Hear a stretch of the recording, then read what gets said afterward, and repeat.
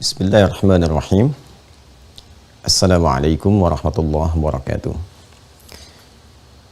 Teman-teman dimanapun Anda berada, hari ini kita akan mencoba melanjutkan apa yang telah kita ulas di pertemuan yang lalu, masih dalam rangkaian fikih Ramadan untuk menyiapkan Ramadan kita yang berkualitas dalam bentangan tahun ini. Bila pun Allah berkehendak menghadirkannya di hadapan kita, semoga kita sudah memiliki persiapan yang baik, yang mantap, yang kuat untuk menyambut segala perintah dan amal saleh yang dimungkinkan untuk dilaksanakan di bulan mulia yang dimaksudkan. Di pertemuan yang lalu kita telah membahas bagian kedua dari kurikulum Ramadan Nabi SAW.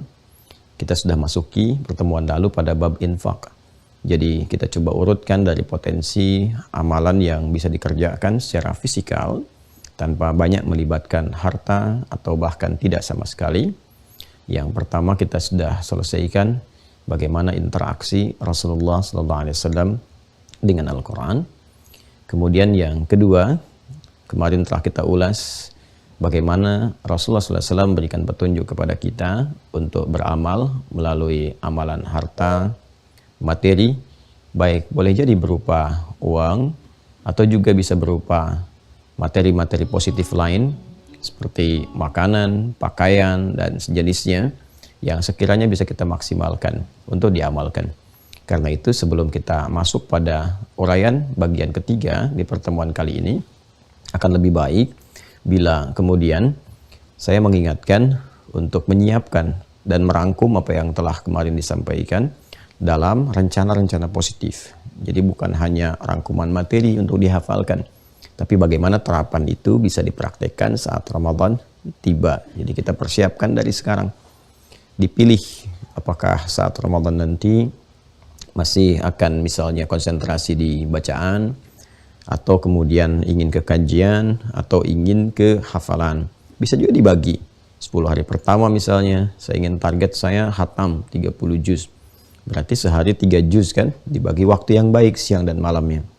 Kemudian 10 hari kedua saya ingin misalnya ke pengkajian, ya ambil Al-Fatihah sajakah atau juz amma sajakah, atau seperti pernah saya sampaikan secara tematik surat-surat atau ayat-ayat yang memang diperlukan untuk menjadi landasan berkegiatan yang selama ini umumnya dikerjakan dalam aktivitas pekerjaan harian. Dan 10 hari ketiga i'tikaf bisa konsentrasinya ya full konsentrasi untuk menghafal misal ya. Kemudian untuk amalan harta juga demikian. Apakah direncanakan untuk bisa berbagi makanan misalnya, atau ada pakaian yang sekarang sudah mulai disortir untuk disiapkan, gitu kan? Masya Allah, sekiranya ada yang baik-baik tuh ya. Ya, ada orang-orang yang berharap mungkin di hari raya atau saat malam tarawih bahkan, wah itu yang dahsyat, orang mengejar untuk ngasih hari raya, tapi kalau kita siapkan untuk dipakai Ramadan, boleh jadi peluang pahalanya lebih besar lagi. Ya, nyiapin saya modal misalnya 30.000 pengen beli sarung yang dipakai tarawih. Masya Allah, begitu tarawihnya malamnya atau dia bangun malam bertepatan dengan malam Al-Qadar, itu cuma modal 50.000.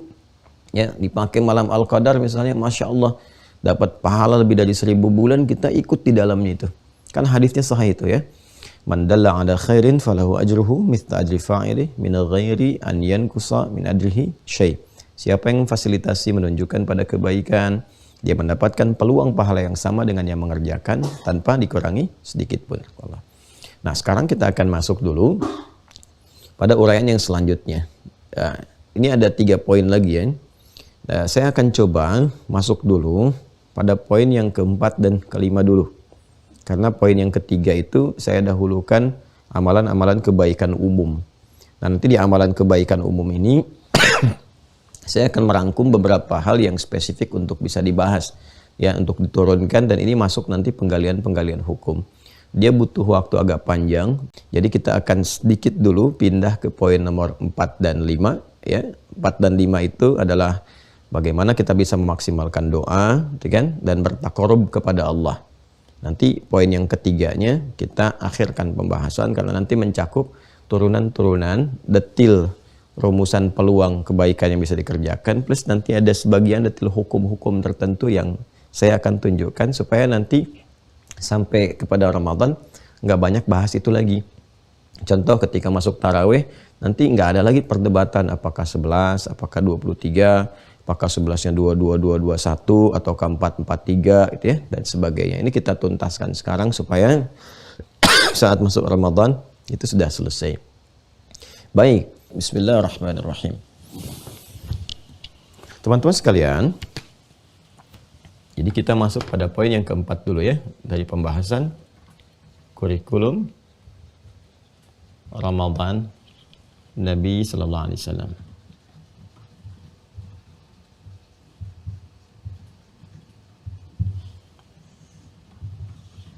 Ya, memperbanyak doa. Memperbanyak doa. Baik, yuk kita teruskan memperbanyak doa. Kita turunkan dulu dalilnya teman-teman. Quran surah kedua Al-Baqarah ayat 186. Ingat bahwa ayat-ayat yang terkait dengan Ramadan itu satu paket, satu rangkaian. Dari kewajiban sampai mulai kepada detail pelaksanaan, toleransinya seperti apa, ya.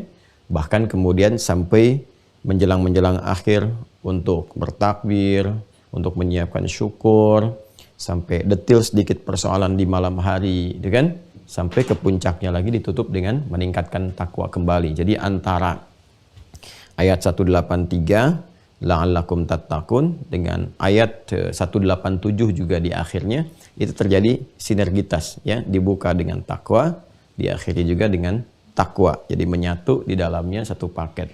Nah, ini dari ayat 183 sampai 187. Paketnya ini ya. Jelas ya, teman-teman sekalian. Nah, ini sekarang poin nomor 4 itu isyaratnya ditemukan di ayat 186. Baik, Allah berfirman, a'udzubillahi minasyaitonirrajim. Di sebelah kiri ya, paling bawah di mushaf standar. Wa idza sa'alaka 'ibadi anni fa inni qarib ujibu da'watad da'i idza da'an falyastajibu li wal yu'minu bi la'allahum yarshudun. Ini menarik ini ayatnya. Ya, ini menarik sekali. Jadi di antara rangkaian ayat-ayat yang mewajibkan 183 memberikan toleransi dan penjelasan siapa yang tidak memungkinkan puasa, alternatifnya apa? 184. Kemudian interaksi dengan Al-Qur'an ya, dan juga memaksimalkan puasa itu dengan baik, lalu sampai ke titik syukurnya 185, dan 187-nya kasus-kasus tertentu yang kasuistis mungkin terjadi sampai dengan buka dan sahur ditutup dengan takwa lagi. Itu di pertengahan rangkaiannya terselip kemudian ya, ini bahasa kita ya untuk memberikan sebuah kesan metafor yang tinggi gitu ya. Ada ayat doa. Ayat doa. Allah menyampaikan pembukanya itu wa idza, nah ini kan, sa'alaka ibadi anni fa inni qarib. Ya. Kurang lebih seperti ini. Ini saya bedakan untuk memberikan penekanan dalam penjelasan ya. Nah, ini 1, bedakan tulisannya maksudnya. Kemudian 2, 3. Ya, 1, 2, 3. Nah, nanti di bawahnya baru kita keluarkan jaminannya. Nah, teman-teman sekalian, perhatikan kalimatnya baik-baik ya. Saya turunkan dulu jaminannya. Ujibu da'watad da'i idza da'an.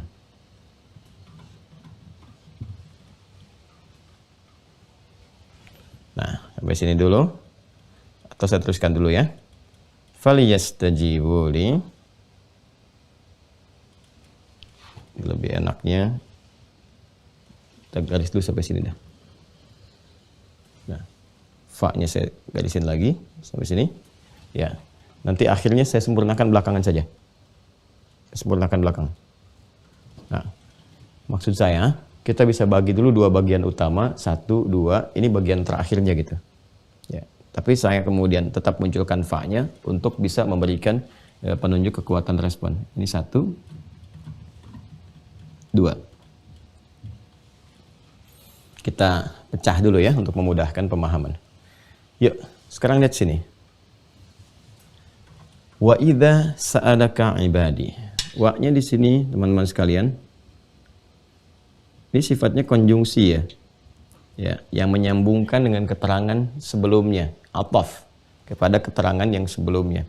Jadi kalau ini ayat 186 berarti kan bersambung dengan 185 dalam keterkaitan maknanya, 184 kan, dan 183. Jelas ya?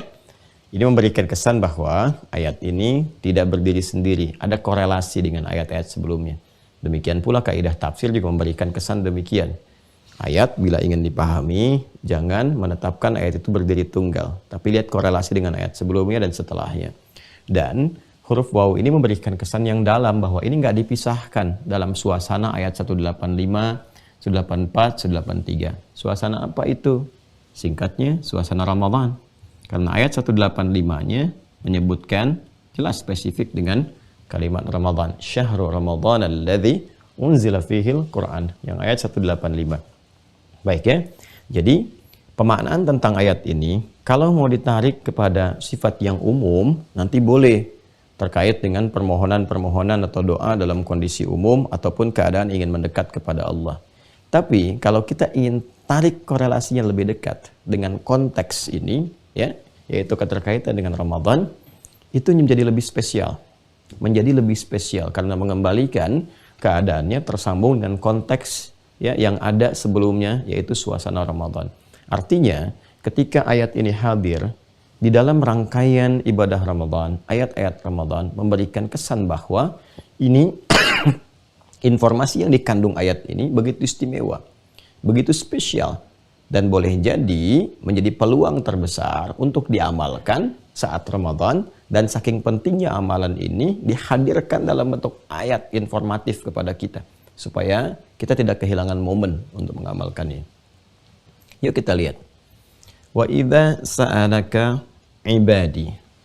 Cara menerjemahkannya, jika ada kata kerja, teman-teman sekalian, ini kata kerja nih. Verb. Ya. Fi'il dalam bahasa Arab. Kemudian, biasanya setelah verb, kata kerja itu, umumnya, itu terletak fa'il. Ya, fa'il, subjek, kemudian maf'ul, objek. Ada juga yang kadang-kadang komposisinya verb, kata kerja, kemudian maf'ul, objeknya dulu, kan? Setelah itu diakhirkan fa'ilnya. diakhirkan subjeknya untuk tujuan tertentu. Contohnya ini. Ya. Ini kan asalnya sa'ala gini. Sa'ala ini kata kerja dasarnya. Maaf ya, saya gali lebih dalam ya supaya kita bisa mendapatkan pencerahan dan pendalaman makna yang lebih luas ya. Karena kan kita terkurikulum. Kalau ngaji umum mungkin cukup sekedar bacakan terjemah selesai. Ini sa'ala asalnya. Ya. Kemudian di sini ada kata ganti orang kedua sini. Ka ya. Ini ka.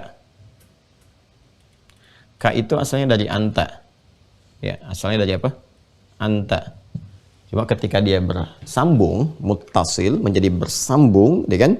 Bersambung dengan kata kerja. Nah, dan dia menjadi objek gitu kan? Maka dia berubah dari anta jadi ka. Ya kan? Misal, saya ingin mengatakan kepada Anda, terima kasih atas segala perhatian Anda, ya, mendoakan saya, ya, dan sebagainya, memberi perhatian. Semoga Allah memberikan pahala kepada Anda, kan, sebagaimana perbuatan baik yang telah Anda kerjakan. Maka semoga Allah memberikan pahala kepada Anda, jazaka, kan, jazaka. Nah, kalau perempuan jazaki. Lalu Allah jazakillahu ya khaira. Jelas ya? Jazakillahu khaira untuk laki-laki, jazakallahu khaira. Laki-laki pakai ka, kalau perempuan pakai ki. Jelas ya? Nah, itu kalau kita ingin merubah anta menjadi bentuknya objek dan menyatu dengan kata kerja. Jadikan ka begini. Kalau harakatnya fathah, itu berarti laki-laki. Jelas ya? Nah, kemudian kalau ada formulasi begini, kata kerja, setelahnya ada kata ganti, ya kan? Orang kedua langsung saja ka seperti ini. Nah, ini pasti objek ini. Ini ya, pasti objek. Subjeknya ini. Nah, ini setelahnya. Subjeknya yang setelahnya. Jelas ya? Nah, kalau objek kemudian didahulukan, saya ulang ya, objek didahulukan dibandingkan dengan subjeknya, maf'ul dibandingkan dengan fa'ilnya, ini untuk memberikan penekanan pada objek dimaksud ini. Pada objek dimaksud terkait hubungannya dengan ini pekerjaan yang disampaikan. Pekerjaannya kan ini sa'ala. Ini kan? Ya, apa itu sa'ala? Sa'ala itu dalam bahasa Arab ada ragam maknanya. Yang paling populer itu bertanya. Kemudian juga meminta. Ya. Sa'ala sa'ilun bi'adzabin waqi'. Ya kan? Lil kafirin laysa lahu dafi' minallahi dzil ma'arij. Ya kan? Itu sa'ala. Fi'il mudhari'nya yas'al. Ya, yas'alu, yas'alunaka. Yas'alunaka 'anil khamri wal maisir. Yas'alunaka madza yunfiqun. Yas'alunaka 'an dzil qarnain dan seterusnya, ya kan? Nah, itu setelahnya ka. Saya turunkan yas'al ya. Yas'alu atau langsung jamaknya yas'aluna, ka-nya dimunculkan lagi. Yas'alunaka. Nah, itu ya. Nah, ini bentuk progresifnya. Itu bisa bertanya, artinya bisa meminta sesuai dengan konteks, ya. Ja'a sa'ilun ilal Husaini, ya, fahuwa yas'al an hajatihi, ya. Datang seorang peminta kepada Pak Husain. Beliau meminta akan kebutuhan pokoknya, minta, ya, minta makan misalnya. Itu bisa menggunakan kata sa'ala, ya, untuk memberikan penekanan kepada apa yang dimintakan. Nah, kalau ada bentuk begini, sekali lagi, ini kata kerja, plus langsung ini, menggunakan kata ganti kedua menunjuk kepada objeknya, berarti ingin menekankan bahwa perbuatan ini, ya, hanya ditujukan penekanannya kepada objek ini. Jadi, nanyanya bukan kepada yang lain gitu, ya.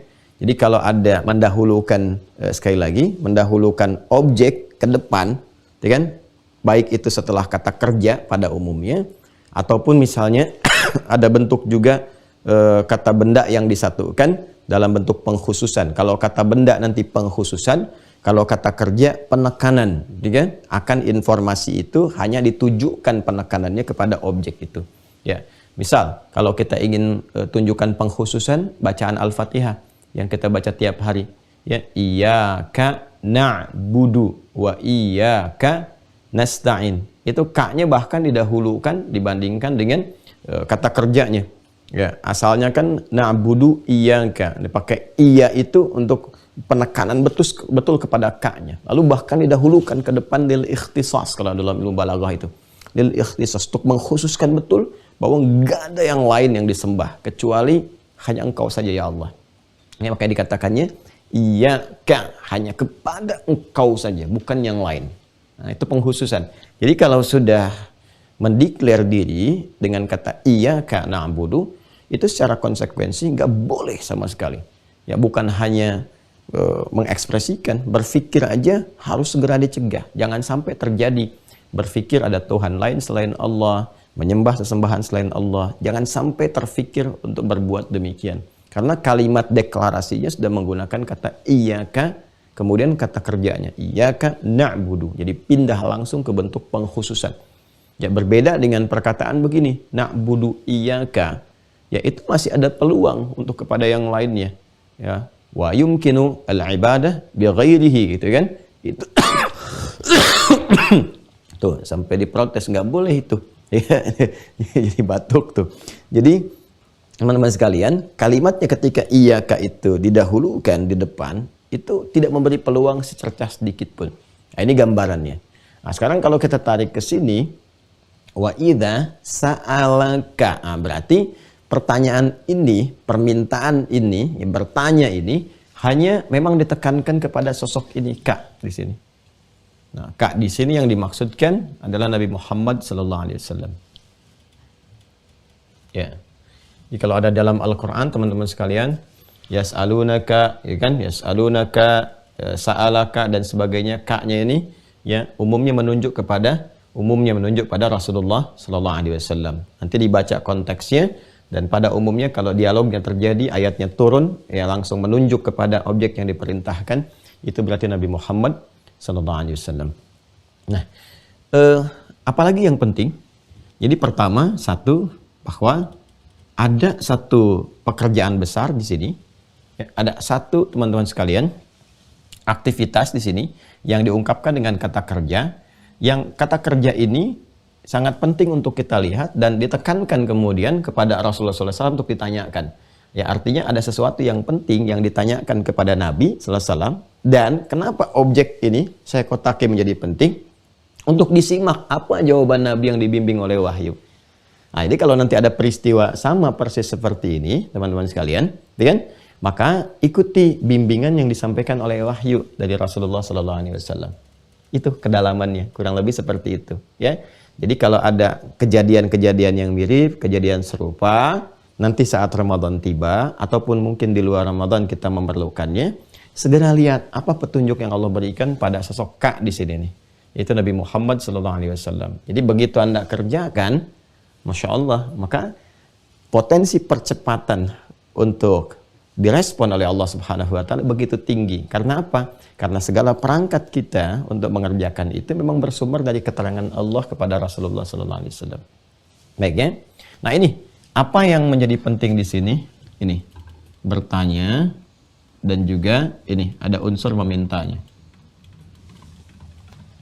Jelas ya? Baik. Kata kerja ini, verb yang ini, sa'ala, ini bentuknya fi'il madhi. Fi'il madhi itu bisa berarti infinitif, kata kerja asal. Bisa berarti berbentuk lampau, past tense. Jadi kalau kita ingin menunjukkan kata kerja dasar yang asal, kembalikan ke fi'il madhi, ya, yang bentuknya paling dasar itu 3 huruf pada umumnya, ya kan? Nah, karena itu seringkali digambarkan gambaran formulasinya dengan 3 huruf itu fa, ain, dan lam, menunjuk pada pekerjaan. Fa'ala, ya kan? 3 huruf. Jalasa, akala, syariba. Jalasa duduk, akala makan, ya syariba minum misalnya. Ini sa'ala bertanya, meminta. Ini juga memiliki kesan lampau. Ingat ya? Kesan lampau artinya telah. Telah, ya kan? Jalasa telah duduk, misalnya. Akala telah makan, syariba telah minum. Ya, sa'ala telah bertanya, telah meminta, ya kan? Tapi jika kata kerja ini diawali dengan idza, nah ini yang mau saya katakan. Maka berubahlah kemudian maknanya. Berubah maknanya. Apa maknanya? Maknanya menjadi mudhari'. Awas ya, hati-hati ya, ini agak dalam sekali. Agak dalam. Jadi kalau ada kata kerja asal punya makna lampau, disebut fi'il madhi, past tense, kemudian dia diawali dengan idza, maka maknanya berubah menjadi mudhari', yang akan datang. Ya, yang akan datang. Jelas ya? Nah, jadi saat itu boleh jadi saat ayatnya turun belum ada yang tanya. Tapi Allah sudah kasih gambaran, nanti akan terjadi begini. Ya, akan terjadi. Dan sepanjang tidak dibatasi, artinya sampai kapanpun, karena mudhari itu kan present, Ya, present, continuous, future. Ya, pada saat itu terus berlangsung sampai kapanpun. Sepanjang tidak ada batas dalam keterangannya, artinya peristiwa ini akan terus berlanjut sampai kapanpun.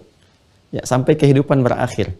Ya, jadi ketika kata sa'ala diawali dengan kata idza, Allah ingin memberi kesan bahwa Muhammad sallallahu alaihi wasallam akan terjadi nanti peristiwa ini, dan ini akan terus berlanjut sampai kapanpun. Mungkin ketika engkau tiada pun dan risalahmu tetap abadi sampai kehidupan berakhir, ini masih akan terus dibutuhkan dan akan ada yang terjadi terus sampai ke depan. Jelas ya? Baik, pelan-pelan. Tapi kalau ada batas, ya dibatasi antara idza dengan kata kerjanya, berarti terbatas pada peristiwa itu saja. Misal, ya di surat An-Nasr, idza jaa nasrullahi wal fath. Ya, jika nanti telah tiba pertolongan Allah berupa Fathu Mekah itu. Oke, penaklukan kota Mekah dengan penuh kedamaian. Ya, saking damainya banyak orang berbondong-bondong masuk Islam. Wa ra'aitan nasa yadkhuluna fi dinillahi afwaja. Ya kan? Nah, itu apakah saat ayatnya turun terjadi Fathu Mekah pada saat itu? Ya, tidak, belum. Begitu ayatnya turun, memberikan kabar gembira. Wow, semua semangat, semua senang, dan tidak lama setelah itu terjadi.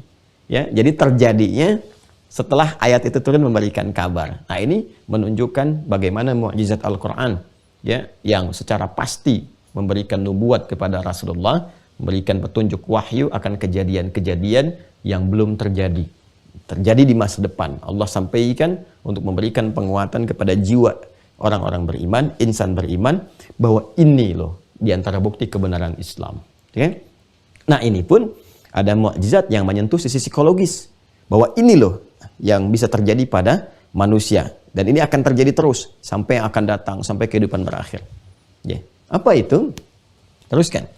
Wa idza sa'alaka ibadi, ibad. Pelan-pelan ya, satu-satu dulu ya. Nanti kalau sudah perkata, kita terangkan, sudah enak, baru keseluruhan saya terangkan supaya terasa keindahan maknanya. Okay. Ibadi. Ibad itu jamak dari kata abdun. Kan? Tulis nanti niyaknya menunjuk kepada Allah Subhanahu wa taala, ya, kepada kepemilikan.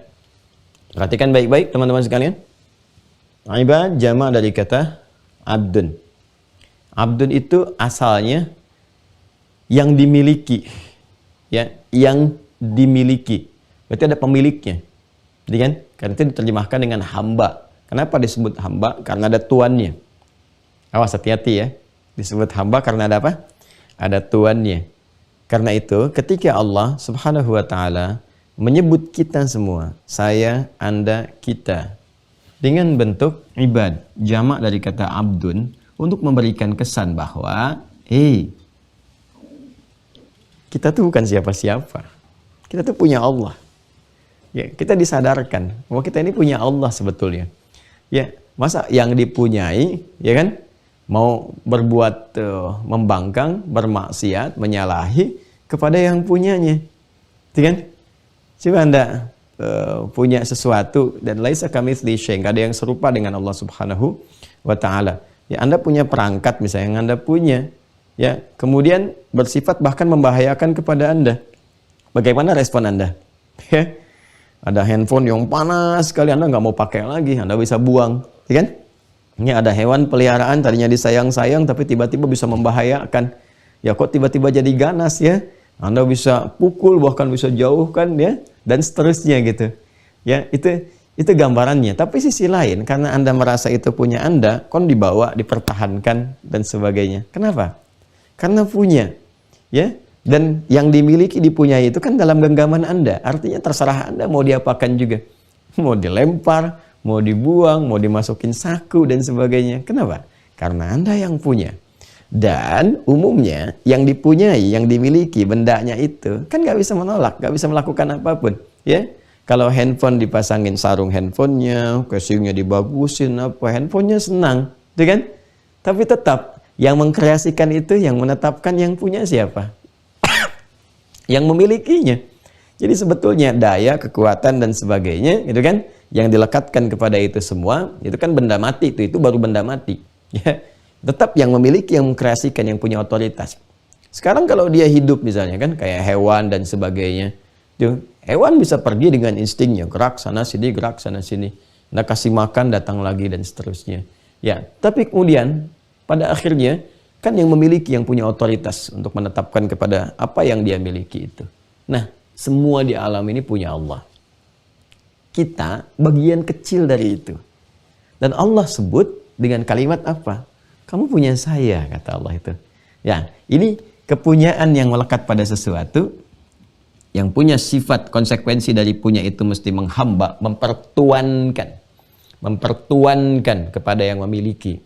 Karena itu, yang merawat ya kepada kita, memberikan perhatian dan kita tuankan itu, yaitu disebut dengan Rabb namanya. Rabb, ya Rabb yang dipertuankan, yang merawat, memberikan perhatian, memberikan tanda, kehebatan dan sebagainya. Lalu puncak nama tertingginya Allah Subhanahu wa Ta'ala. Jadi ketika disebut dengan ibad, ya ini Masya Allah. Ini panggilan tertinggi untuk kita.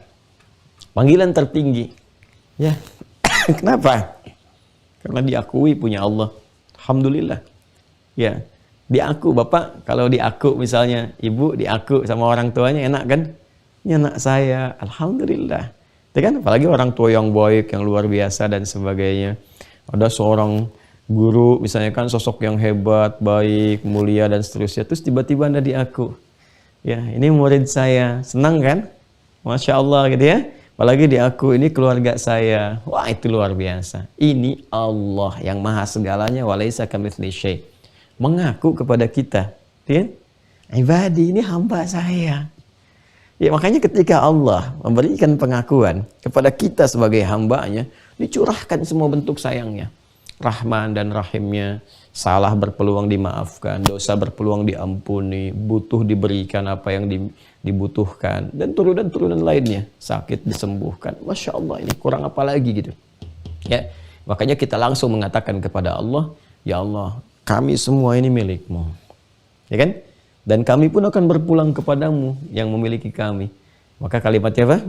Inna lillahi wa inna ilaihi raji'un. Ya? Nah, itu kalimat keberpasrahan kita kepada Allah. Itu ada di Quran surah kedua. Al-Baqarah ayat 156. Alladzina idza asabathum musibah qalu inna lillahi wa inna ilaihi raji'un. Nah, di antara kebutuhan-kebutuhan hamba yang dimiliki ini, ya, kalau hamba kan selalu punya harapan kepada tuannya kan? Kan selalu begitu. Minta. Jadi ada kewajiban berupa penghambaan, ya, penyembahan kita. Makanya kita kan diminta untuk menghamba kepada Allah, untuk membuktikan bahwa kita itu milik Allah. Ya, sekarang gini, kalimat logikanya bertanya begini. Anda nih punya siapa? Baik, Anda jawab saya punya Allah. Baik kan? Kamu dicipta oleh siapa? Oleh Allah. Milik siapa kamu? Milik Allah. Berpulang kepada siapa? Allah. Apa buktinya kalau kamu itu adalah hamba Allah? Apa buktinya kalau Anda itu adalah milik Allah? Ya kan? Kan harus dibuktikan kan? Nah, pembuktian kita yang menegaskan bahwa kita adalah hamba Allah, berarti kita harus menghamba kepada Allah. Baik kan? Pembuktian kita adalah milik Allah, berarti harus mengikuti kepada pemilik. Karena di mana-mana yang dimiliki itu mengikuti selera pemilik, bukan bikin aturan sendiri. Jelas ya? Nah, karena itulah ketika kita disebut hamba, maka kita bertanya bagaimana cara menghambanya ya Allah? Nah, maka kata Allah, "U'budni." Ya, fa'budni. Budni. Ya kan? Itu ada di Quran surah ke-20 Taha ayat yang ke-14 yang pernah kita bahas dulu. Ya kan?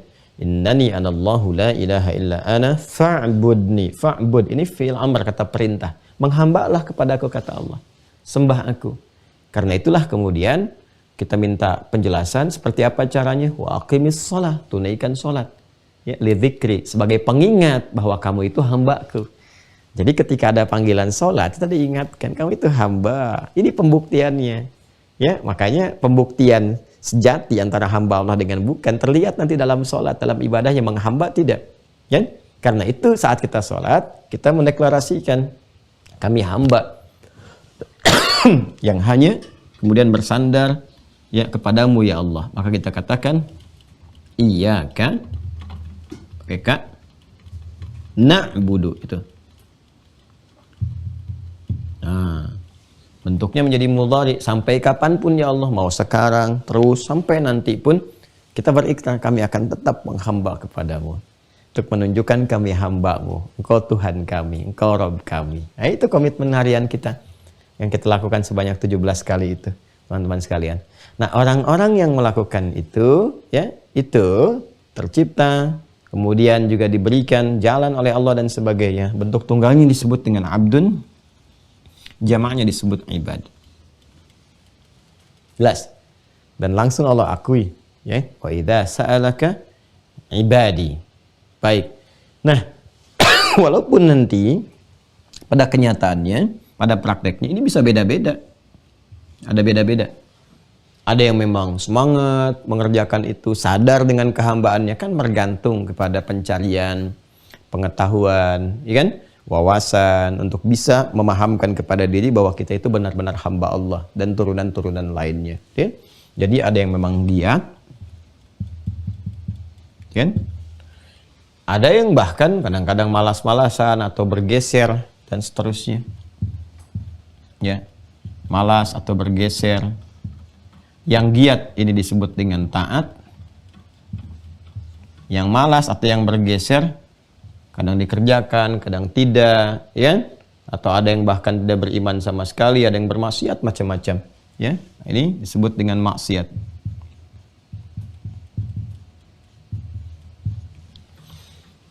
Ini menariknya, tetap tidak Allah bedakan dalam panggilan untuk memberikan kesan bahwa inilah dahsyatnya Allah Subhanahu wa taala.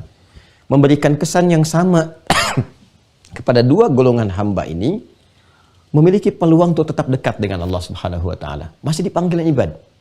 Masih dipanggil ibad, ya. Wa idza sa'alaka ibadi. Ketika Allah memuji di surat Al-Furqan itu insan-insan yang mulia, yang paripurna, yang bagus, ya, dengan mengatakan hamba-hamba Allah yang penyayang, gitu kan? Ibadur Rahman. Saya dalami sebentar ya teman-teman, bersabar ya. Ibadur Rahman. Ya, gini. Wa ibadur rahmanil ladzina yamshuna 'alal ardi hauna wa idza khatabahumul jahiluna qalu salama. Dan hamba-hamba Allah yang penyayang itu, Masya Allah, kalau berjalan tuh kelihatan. Okay? Berjalan di muka bumi itu bisa diartikan berjalan betul atau beraktivitas. Ya, dia nggak sombong. Ya? Dia menata aktivitas dengan tertib, mengandung maslahat. Tapi dalam kondisi ini pun, padahal dia melakukan tindakan yang baik, yang tidak menyengsarakan orang, kan? Yang tidak melukai orang banyak, tapi tetap saja akan menghadapi tantangan-tantangan. Apa di antara tantangannya? Tidak sunyi dari cemoohan, tidak sunyi dari celaan, dan ternyata di antara hikmah itu untuk meningkatkan kualitas. Ya, jadi kadang ada bentuk pujian yang Allah berikan berupa pengakuan atas kebaikan seseorang itu bisa dalam bentuk celaan dari orang sekitarannya. Itu seni menghadapi celaan, kan? Jadi kalau kita paham ilmu celaan, Masya Allah itu mahal dan indah sekali. Jadi sederhananya kalau ada orang mencela itu kalimatnya dari bersumber dari yang kurang baik, ya, sosoknya. Nah, ini sebetulnya pengakuan pada kebaikan yang telah ada pada diri Anda. Karena lawan saja, baik kan lawannya buruk. Ya, kalau ini dicela dari yang buruk, berarti ada kebaikan yang diakui, ya kan? Karena ini tidak mampu berbuat baik, maka menyoal, ya kan? Baik, sebaliknya, kalau yang dicela itu dari yang baik, berarti ada keburukan untuk dievaluasi. Tinggal dilihat saja. Kalau ada seseorang mendapati celaan-celaan, tinggal dilihat nih yang ngelak siapa. Kalau orang baik, segera perbaiki, pasti ada yang keliru nih. Tapi kalau orang yang buruk, ya, cukup, tidak perlu banyak kemudian direspon ini dan itu, kecuali menyangkut pada hal-hal yang sifatnya penting atau sensitif atau melahirkan satu maslahat baru. Kalau sekiranya celaan-celaan muncul seperti biasa, kan? Itu disenyumin aja kata Al-Quran. Kenapa? Karena di balik kalimat itu sesungguhnya ada pengakuan kepada orang ini bahwa dia sudah naik level, ya, naik kualitas menjadi lebih baik dengan pengakuan pada yang tidak baik tadi. Lawan, jadi begitu buruk itu, salah itu, memberikan celaan, menunjukkan ada kesolehan, ya, di dalam perbuatan-perbuatan itu yang patut untuk ditingkatkan. Karena itu ayatnya berbunyi wa idza khatabahumul jahiluna qalu salama. Kalau orang jahil itu bisa belum tahu, bisa orang usil. Ya. Nah, kebanyakan kadang-kadang semakin naik eranya, yang kedua itu semakin banyak, semakin usil. Tahu sebetulnya itu salah, ya kan? Tapi dikerjakan juga. Nah, itu usil namanya. Kalau ada orang usil kemudian iseng-iseng atau sengaja menyoal dan sebagainya, qalu salama. Ya. Nah, orang baik itu bisa kelihatan. Responnya itu meneduhkan, menyelamatkan, menenteramkan, ya, memberikan ketenangan dan sebagainya, pertimbangannya matang gitu. Nah, ini ibadur rahman. Dipanggil ibad, ya. Nah, nanti ada lagi pelaku maksiat, yang maksiat itu udah nggak nanggung, segala dikerjakan, ya, itu israf namanya. Ini masih dipanggil ibad juga, masih dipanggil ibad. Jadi di Quran surah ke-39 Az-Zumar ayat 53, qul ya ibadi, qul ya ibadiyalladzina asrafu ala anfusihim la taqnatu mir rahmatillah. Katakan Muhammad SAW pada hamba-hambaku yang israf. Masih disebut hamba. Ibadiyalladzina asrafu. Asrafu. Nah, ini masih dipanggil ibad. Padahal dosanya sudah berlimpah, kan? Tapi kata Allah, jangan putus asa dari rahmat Allah Subhanahu wa taala. Sepanjang berkehidupan masih diberi jalan untuk menjadi soleh. Soleh itu hak kita. Ingat ya, saya selalu katakan soleh itu adalah hak kita. Maka kewajiban kita untuk mendapatkan hak itu. Maka tunaikan kewajiban supaya haknya didapati. Karena hak senantiasa bersanding dengan apa? Dengan kewajiban. Innallaha yaghfiru dzunuba jami'an. Allah berpotensi menggugurkan semua dosa-dosa yang terjadi karena perbuatan ini. Nah, jadi kata ibad ini bisa berlaku untuk orang soleh. Pengakuan terhadap kesolehannya, ketaatannya, bisa berlaku untuk orang yang salah, yang dihadirkan untuk mengajak ia kepada pertaubatannya. Jadi kalau pada orang soleh diajak meningkatkan taat, kalau pada orang salah diajak untuk taubat. Jelas ya? Saya ulang ya. Kata ibad ini menariknya ditampilkan oleh Al-Quran dengan diksi yang sama, ditujukan pada dua golongan, mengajak orang soleh meningkatkan taat, atau mengajak kepada orang salah menghadirkan taubat. Dan menariknya di Ramadan ini muncul katanya dan menyelingi di antara rangkaian ayat-ayat puasa. Wa idza sa'alaka ibadi anni. Tuh. Nah, baru kita masuk. Dan jika Muhammad sallallahu alaihi wasallam nanti saat ini ataupun yang akan datang, ataupun saat engkau telah berpulang kepada aku, ya? Allah Subhanahu wa taala tafsirnya demikian, ya. Dan risalahmu ini lestari sampai kehidupan berakhir. Nanti akan ditemukan hamba-hambaku. Nah, ini baik yang soleh ataupun yang salah, ya? Bertanya kepadamu, jika bertanya kepadamu, ya, ani untuk mendekat kepadaku. Jadi bertanya kepada Nabi itu kan wasilah, kan? Pada akhirnya ingin diberikan wasilah untuk menuju Allah. Makanya kan kita ibadahnya wasilahnya lihat Nabi kan, lihat contoh, lihat dalil, lihat petunjuk dan sebagainya. Kan? Pada hakikatnya kita ingin menuju Allah Subhanahu wa taala. Jadi ternyata yang menuju Allah itu bukan hanya orang saleh, orang salah pun ada. Kalau orang soleh motivasinya meningkatkan taat, kalau orang salah pengen bertobat. Ketika ayat ini ada di rangkaian ayat-ayat Ramadan, ini memberikan kesan bahwa akan ada di bulan Ramadan itu peningkatan ketaatan dari orang-orang soleh untuk mendekat kepada Allah Subhanahu wa taala. Di sisi lain, akan banyak pula ditemukan orang-orang yang terlihat salah. Dia pun mau motivasi yang sama, tidak ingin ketinggalan. Dia pun mau ingin mendekat kepada Allah untuk bertaubat kepadanya. Jadi ini yang menjadikan bulan Ramadan itu terasa spesial, istimewa bagi semua kalangan. Kita bisa melihat pada saat yang sama orang-orang rajin ke masjid itu sampai tengah malam masih ngaji, masih sholat. Di sudut yang lain di masjid, di momen-momen yang mengharukan itu, kita kok mendengar sayup-sayup orang menangis, berderai air mata, terisak, sujud, terus berdoa, gitu kan? Ada yang minta ampun, pakaiannya macam-macam.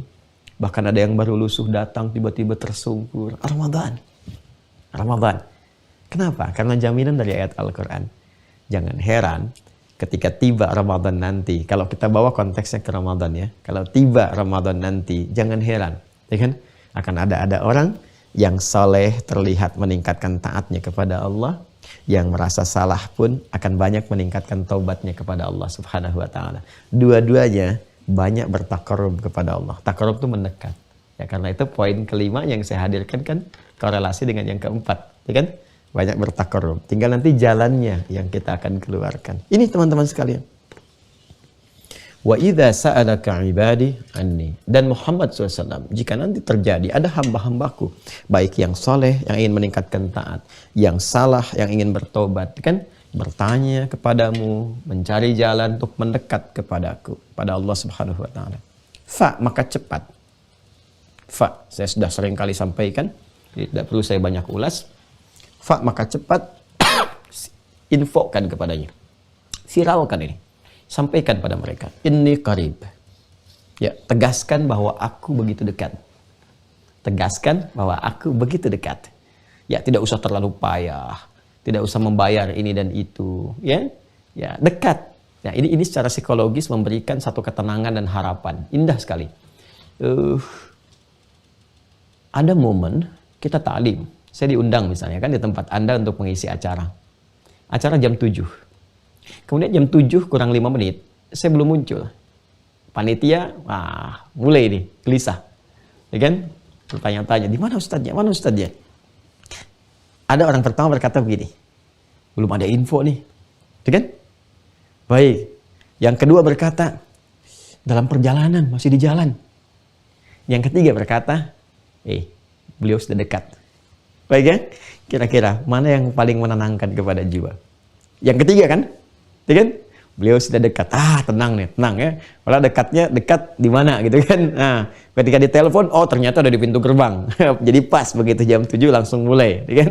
Nah, ini ada satu kalimat-kalimat yang ketika dihadirkan itu memberikan kesan yang menenangkan, sehingga dengan ketenangan itu ada harapan. Ya, dengan ketenangan ada apa? Ada harapan. Ini Allah langsung merespon. Bahkan pada pelaku maksiat pun, aku dekat. Kalau kau mau rahmat, aku beri. Ya.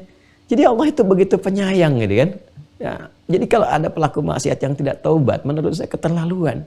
Kenapa? Karena Allah itu begitu sayangnya dengan mengatakan, aku dekat, ayo. Mau rahmat aku kasih. Kan mesti ada ikhtiar taubat dulu, langsung dikasih itu. Karena itu saya sering katakan kan, orang-orang yang gemar bertaubat itu sangat dicintai oleh Allah Subhanahu wa ta'ala. Ya, sangat dicintai. Ya, karena itu ini cepat kembali, cepat datang. Fa inni qarib. Aku begitu dekat. Nah, hanya menariknya, jawabannya begini. Sebelum motif kedekatan ini diungkapkan, Allah sudah menjawab satu bagiannya yang terpenting. Ya, satu bagiannya yang terpenting. Baik orang soleh ataupun orang salah, yang soleh datang meningkatkan taat, yang salah datang meningkatkan taubat, pasti motivasinya semua tujuan akhirnya serupa. Pasti minta, pasti salah. Ini kan?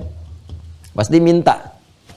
Ya orang soleh untuk apa meningkatkan taat, ibadah dan sebagainya? Mau minta pasti.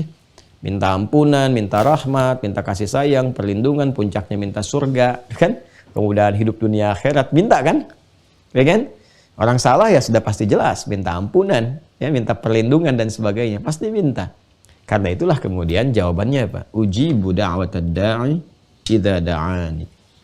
Ya, kalau wakaf di sini nanti ini kan harokatnya kasrah nih, lil ikhtisar, untuk menyingkat. Asalnya kan ada ya-nya, da'ani, ya. Kalau kita lihat mushafnya Warsh atau Qalun tuh ya-nya masih muncul. Ya, tapi kalau kita ingin ikhtisar di sini, ya di mushaf Hafs diberi harokat tanda dengan kasrah begini. Kasrah begini itu maksudnya apa? harokat akhirnya itu dibacanya kasrah untuk menunjukkan kesan ada ya, ya yang diwakili di sini oleh harokat kasrah. Ya, lihat sini teman-teman sekalian.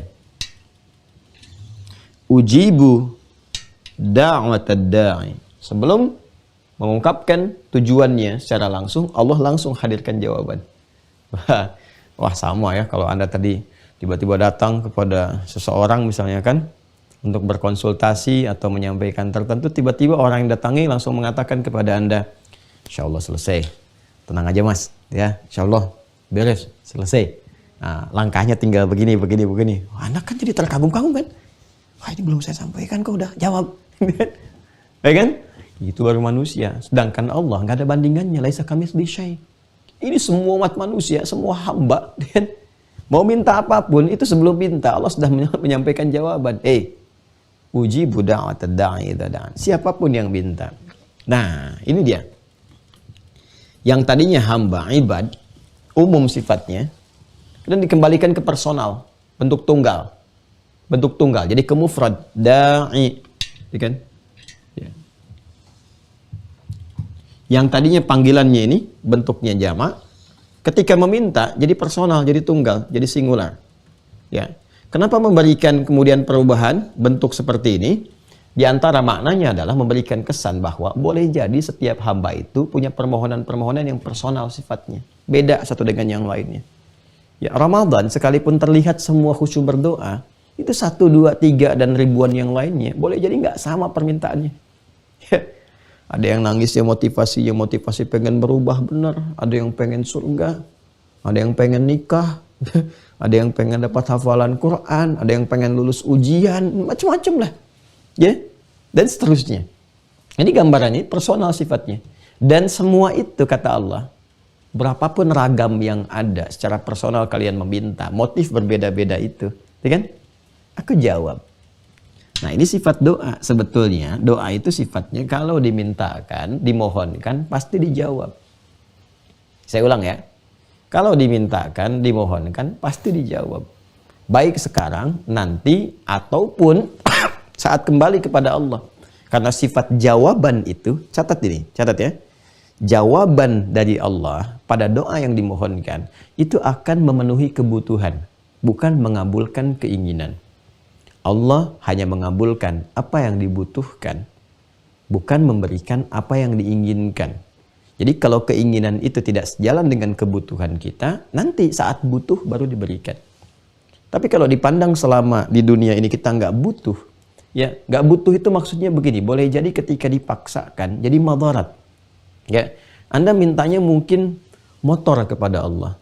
Kok belum perlu motor? Bahaya nih. Kamu taunya sekarang, ke depan tuh akan ada kejadian gini yang biasa kamu lakukan. Kalau kamu gunakan motor, kamu bisa celaka. Ya, mungkin dikasih sepeda, atau mungkin dikasih yang lebih baik daripada itu. Tiba-tiba dikasihnya mobil, bisa terjadi.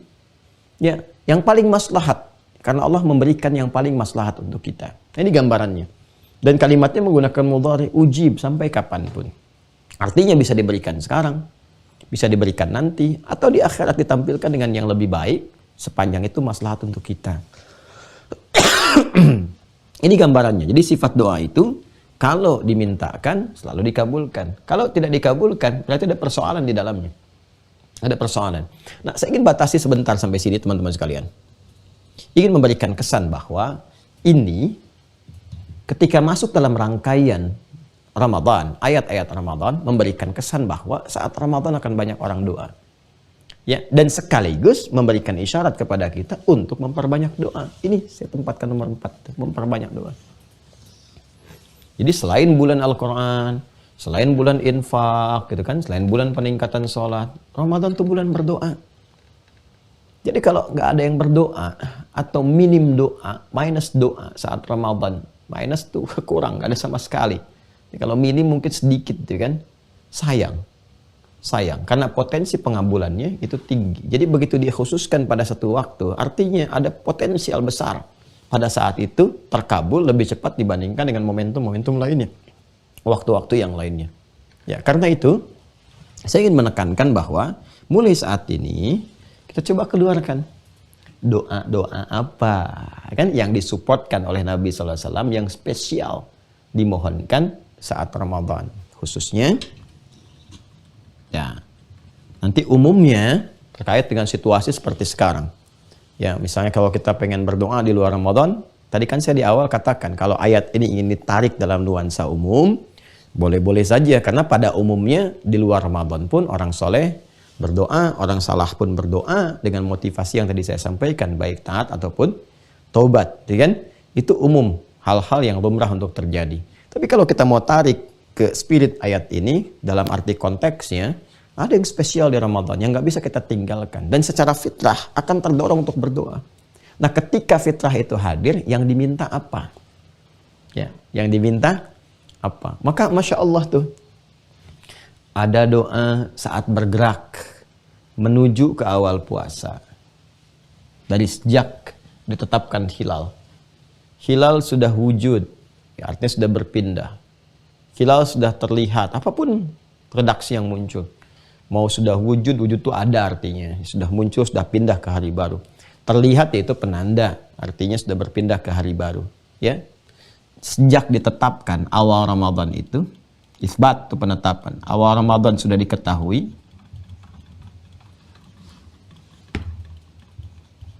Awal Ramadan diketahui. Sudah ada doanya. Jadi yang terkait dengan Ramadan itu doanya bahkan dimulai sejak awal, ya kan? Pengantar kepada Ramadan, begitu diketahui belum boleh kita. Ya, tarawih aja belum dimulai, ya, kita masih melihat nih, menanti, menunggu pengumuman, ya kan? Sudah kita kemudian ada info-info, udah diketahui, oh setelah Ramadan jatuh tanggal sekian. Udah tahu kita nih, udah mendekat, udah mau tiba ke waktunya, diumumkan, wah doanya udah dimulai pada saat itu, tuh saking spesialnya. Doanya pun udah muncul di awal. Muncul di awal. Nah, ini nanti dibimbing oleh Nabi, kemudian dicatatkan oleh Imam At-Tirmidzi dalam kitabnya Sunan At-Tirmidzi, nomor hadis 3451, 3451. Lihat di buku halaman 24 ya. Kalau saya nggak keliru 24, Muqaddimah, ya.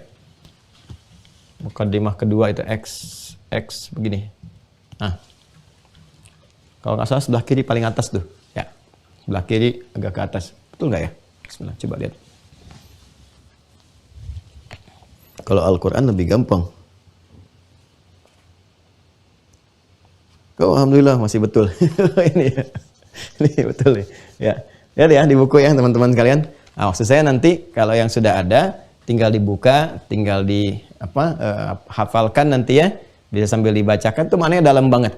Allahumma ahillahu bil yumni wal iman wassalamati wal islam rabbi wa rabbukallah.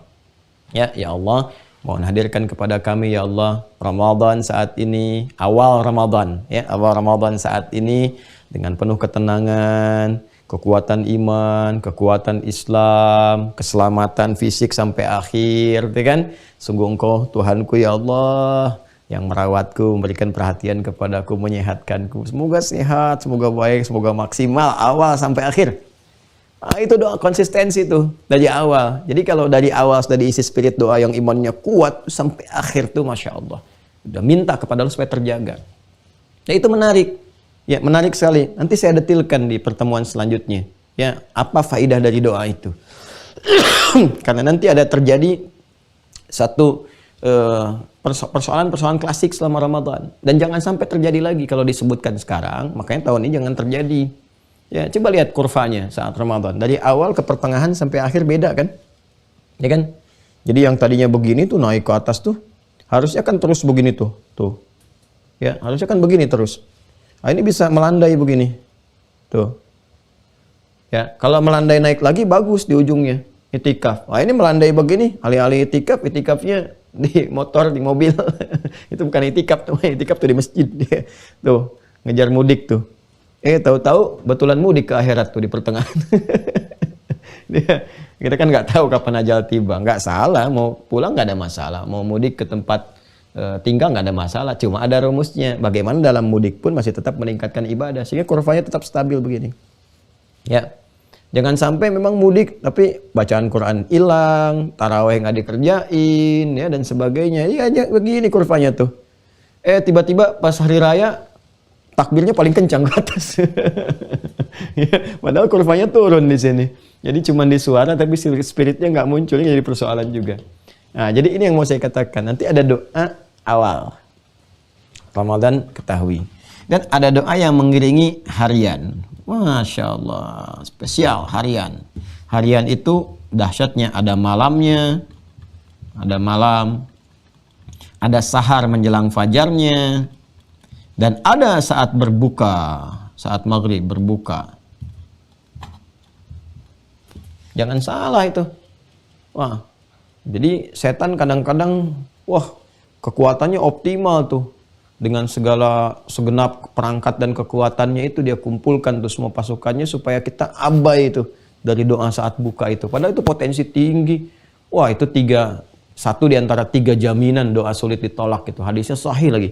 Sahih betul itu. Sahihnya sahih banget, ya. Dan itu Masya Allah, kalau nggak dimanfaatkan sayang. Makanya kan yang dimunculkan tuh bahkan sebelum datang buka, menunya mau apa gitu. Jadi menu dulu yang terbayang segala rupa sehingga lupa dengan potensi ini. Nah, apa rahasianya yang ada di sini? Nanti di pertemuan berikutnya kita bahas tuh turunannya. Jadi saya turunkan dulu tuh. Ya, jadi ada yang mengiringi ibadah malam, ada doanya spesial. Nabi tunjukkan. Itu kalau dibacakan potensi diampuni semua dosa-dosa tuh. Begitu dibacakan itu dengan cara yang benar. Ada doa-doa di waktu sahar, setelah sahur. Itu kan setelah sahur menjelang kepada fajar. Oh, itu tinggi juga. Ya, kemudian ya yang tadi, yang saat berbuka. Ini yang spesial-spesial. Selebihnya bebas. Mau minta apa. Nah, ini gambarannya teman-teman sekalian. Ya, jadi saya ingin katakan bahwa Ramadan itu bulan doa. Peluangnya banyak. Ya, dan itu bisa dimaksimalkan luar biasa. Cuma diatur juga. Kita masih tahu nih doa apa yang dibacakan Nabi ini. Apa yang disupportkan. Yang lainnya bebas kita minta sesuai kebutuhan. Tapi kalau ada yang diisyaratkan Nabi, artinya ada yang spesial. Yang bukan hanya Nabi, ya, yang memerlukan itu. Dan kalau kita dilihat dari dasar keperluan, ya Nabi itu udah terjamin dengan surga, segala kemewahan akhirat dan sebagainya. Artinya kalau Nabi berikan petunjuk, yang butuh kita sebetulnya. Nabi kan wasilah. Ya, maka nanti kita akan kumpulkan itu semua untuk kita hadirkan, satu-satu kita pelajarin. Terus kita latihan dari sekarang untuk merasakan itu. Sehingga ketika Ramadan tiba, doanya bukan cuma di lisan keluar suara. Di lisan keluar, di akal kemudian menerjemahkan, di hati meresapi. Maka semua bagian tubuh akan terekspresikan, terkonsentrasi pada satu titik permintaan. Saat itulah pengabulan akan datang. Ya? Dan itu hanya bisa terjadi dengan latihan. Ini. Falyastajibuli. Ya? Falyastajibuli. Jibuli. Falyastajibuli. Ayo respon seruan Allah. Latihan dari sekarang. Wal yu'minu bi, dengan iman. Jadi kalau mau latihan dari sekarang, memaksimalkan doa, respon seruan Allah. Nah ini ada di sini wasilah-wasilahnya, perangkat-perangkatnya. Respon seruan Allah. Di mana ditemukan seruannya? Itu tiap hari 5 kali nyeru Allahu Akbar, Allahu Akbar. Dan berarti ada dalam sholat. Makanya dalam sholat ada doa. Sholat sendiri secara fikih disebut dengan doa. Ya, apalagi di setiap amal soleh. Setelah baca Quran, setelah berinfak. Setelah baca Quran jangan berhenti. Ya, setelah baca Quran, tuntaskan sadaqallahul azim, selesai, gitu kan? Pengakuan akan kebenaran Al-Quran dan seterusnya. Doa. Minta Allahumma arhamna bil Quran, gitu kan? Terus mintakan. Allahumma ja'alil Qur'ana sahiban lana fid dunya, syafi'an lana fil akhirah. Ya Allah, jadikan Al-Quran teman kami di dunia yang meneduhkan, memberikan kekuatan, jadikan syafaat di akhirat, ya Arhamar Rahimin. Minta. Jadi walaupun baca cuma 1 halaman, 2 ayat, 3 ayat, 5 ayat, minta. Ya, karena doa yang dipanjatkan setelah amal soleh dilakukan, itu ada percepatan. Nah, tapi bergantung apa? Wal yu'minu bi, keimanan kita. Jadi ngamalkannya pakai iman, sholatnya pakai iman. Ya, pakai iman, yakin kepada Allah, yakin untuk memenuhi kemarin, untuk mematuhi perintah Allah, untuk memenuhi ketentuan. Jadi kalau ibadah dikerjakan karena dasar kepatuhan, ketaatan, patuh, taat, ya. Jadi iman itu mendorong untuk patuh dan taat. Patuh, taat itu bahasa Arabnya disebut Islam. Orangnya Muslim. Jadi dari namanya ini udah ada isyarat. Ya kalau sholat sebagai muslim tunaikan karena kepatuhan, karena ketaatan, karena iman. Kalau itu dikerjakan, nih, la'allahum yarsyudun. Dengan itu semua, ingat saya waktu menerjemahkan kata la'alla itu harfu taraji, ya kan? Menunjuk pada satu harapan yang ingin diwujudkan, tapi tidak akan terwujud kecuali dengan kesungguhan, keseriusan. Jadi kalau kita sungguh-sungguh latihan, baik dan sebagainya, la'allahum yarsyudun, mereka akan dapat petunjuk yang mengantarkan pada kematangan apa yang diharapkan. Rusdun itu kematangan terhadap sesuatu. Ya, jadi kalau ibadahnya matang, itu jawabannya pun matang, doanya matang. Dan ditunjukkan oleh Allah. Ini yang kamu minta ini kurang tepat. Yang baik itu yang begini. Diberikan. Jadi begitu menerima itu karena sudah mendapatkan kematangan berpikir, menerima apapun nyaman. Minta jeruk dikasih apel, tahu hikmahnya. Oh ini maksudnya. Dapat. Ya, pengen ke kampus A, tiba-tiba masuknya kampus B. Dia akan menerima dengan lapang dulu. Sambil mencari, apa nih hikmahnya Allah mengantarkan saya ke sini. Di masa depan baru sadar, oh ini rupanya, begini. Ya, kadang-kadang manusia ya, namanya manusia, untung saya dulu nggak begini, untung. Padahal itu kan faedah dari doanya dulu. Faedah dari sholatnya dulu. Dan sebagainya. Nah ini gambarannya teman-teman. Nah ini saya ingin katakan bahwa Ramadan itu bulannya doa. Ramadan momentum terbaik untuk memperbanyak doa, ya kan? Nah, latihannya dari sekarang. Latihan tingkatkan sholatnya. Makanya nanti kita akan rinci apa saja amal-amal baik yang bisa kita optimalkan sekarang. Karena kan konsepsinya amal soleh yang harus ditingkatkan dari mulai sekarang. Latihannya harus sekarang. Karena kalau latihannya saat masuk Ramadan, nanti nggak akan maksimal. Nggak akan maksimal. Latihan tuh sekarang. Sehingga ketika masuk Ramadan, sudah siap jadi kebiasaan. Kalau latihannya pas Ramadan, taraweh dipakai latihan malam pertama, besok-besoknya nggak taraweh lagi. Silakan nggak percaya. Awal-awal penuh tuh. Ya, tapi motivasinya beda-beda. Ada yang memang betul untuk beribadah, ada yang maksimal, ada yang latihan, cuma datang. Besoknya ke masjid lagi. Ya kan?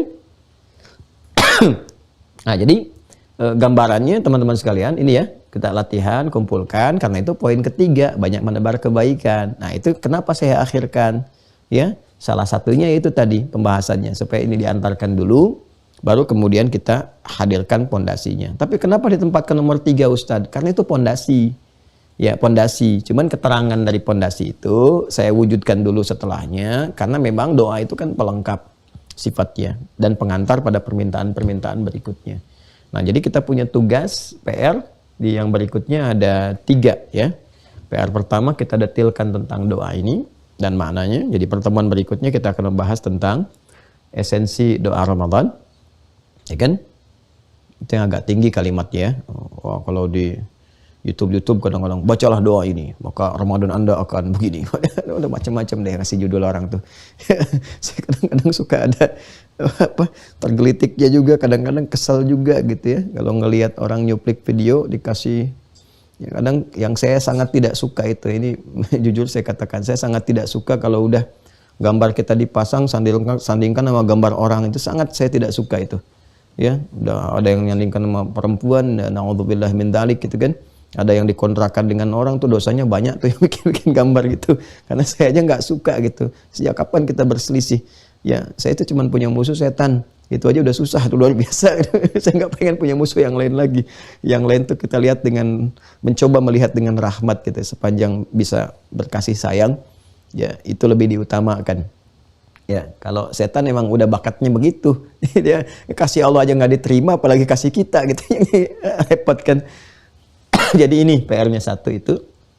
Yang kedua, menurunkan ragam amal soleh yang bisa kita munculkan sebagai latihan nanti masuk ke Ramadan. Ya. Dan yang ketiga adalah pembahasan hukum-hukum turunan seputar amal-amal yang akan kita urai.